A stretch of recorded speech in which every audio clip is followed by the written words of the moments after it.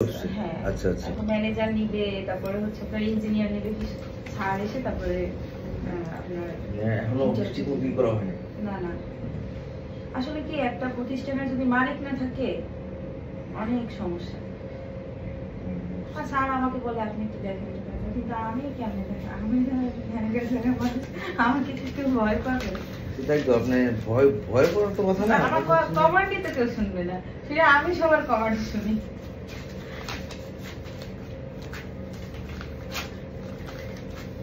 পড়াশোনা কোথায় করছেন? স্যার আমি হচ্ছে আপনার ইন্টার পরীক্ষা দিচ্ছি খুলনা পাইনিয়ার সরকারি মহিলা কলেজ থেকে। আচ্ছা আচ্ছা। আর ওই ঢাকা ভার্সিটিতে অ্যাডমিশন দিয়েছিলাম, হয়নি মোটামুটি। ওইখানে না হয় আমি কিছুদিন সময় চলে গেছিলাম।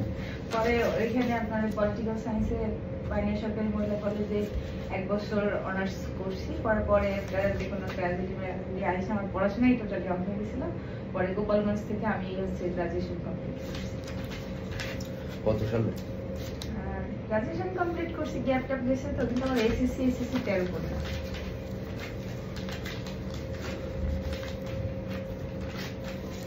গ্রাজুয়েশন হচ্ছে আপনার 23। আচ্ছা আচ্ছা। বিয়ে শাদী করছেন?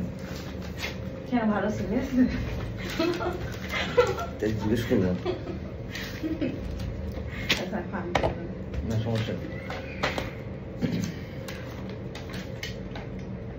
বিয়ে শাদী করে কি হবে?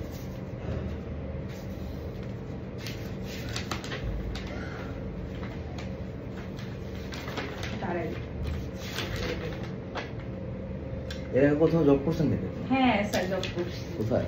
খুবই পছন্দ লাগে। কোথায়?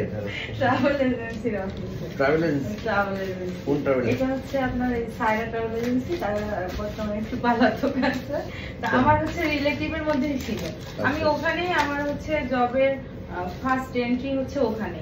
আপনার আমার পরিচিত আত্মীয় তো, ওনারা ভালো ছিল, কিন্তু যার মাধ্যমে ওনারা হচ্ছে আপনার অনলি ইউরোপ নিয়ে কাজ করতো, যার মাধ্যমে কাজ করতো